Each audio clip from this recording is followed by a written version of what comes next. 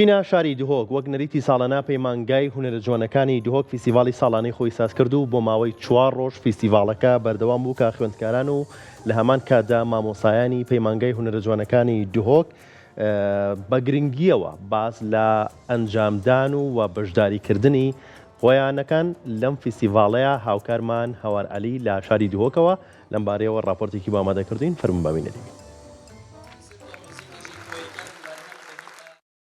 27مین فیستیڤاڵا پەیمانگا هونەرên ciwan li Duhokê.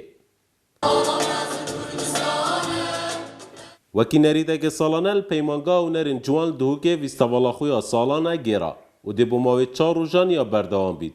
Xwendkar û mamosteyên peymangehê jî bas li giringiya vê fîstîvalê dikin. Ev fîstîval tisa gelekî giringin ji ber ku da qutabî şiyanê xwe bo xelkekî dede diyarkirin, bi xwe jî dede diyarkirin, bo mala xwe dede diyarkirin.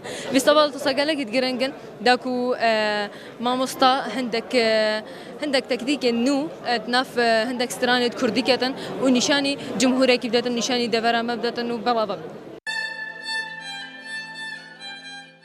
Rojayekê ku ya taybet bû pişka muzîkê ve têda çendîn stran û awazên folklorî û serdem hatine gotin. Nîkirina stranê û muzîka Kurdî geleka giring e. Çunku ev xwe muzîka Kurdî û strana Kurdî li serdengbêjiyê hatiye veguhastin ji cîl bû cîlî. Ev ca nûke pêdiviya ku cihekî wekî peymangeha hunerê ciwan pişevekê akademî em pêşkêş bikin. Dema pişevekê akademî jî pêşkêşkirin em pêdivî wê teknolojiyayê ne û pêdivî tiştê dinîne ku bikêne muzîkê da û digel biguncînîn ku şerha wê ya Kurdî nederkevîtin vî şekilê em pêşkêş bikin. Rêveberê peymangeha hunerên ciwan li Duhokê da diyar kirin. Eger palpiştî hebît ew dişên karên baştir pêşkêşî hunerê Kurdî bikin. Fîstîvala me ya sala 27 ye. Me 4 roja ya terxan kirî, ev rike rojayekî bo konserta muzîkê bû, heş babetê heme cor pêk hat. Heftê hêvî û heştê hêvî nehê dilbargahê peymangehê û avahiyê me bîtin holê me û nav baxçeyê da dê şêwekarî hêtevekine saedê hespêdê dê berdewam bît mavê 3 roja. Her 3 roja demê êvarî dê 3 şanogerî bin.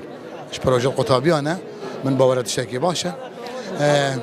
Dîtin min hemî sala fîstîval pêtekirinê gelek baş e ji ber ku da ev berhemê qutabî ew rike hewe dîtî da herwe neçîtin, belaş neçîtin. Man dîbûn û zehmeta hemî qutabî mamosta diyar bû. Yaş min were xelkekê jê razî bû, bijan nizanim ku hîn çend jê razî ne.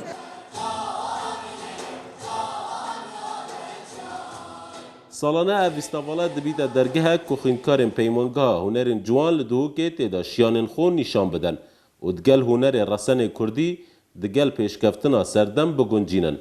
Her wesa 4 rojên fîstîvalê çendîn şanû û pêşangehên şêwekarî dihêne nîşandan.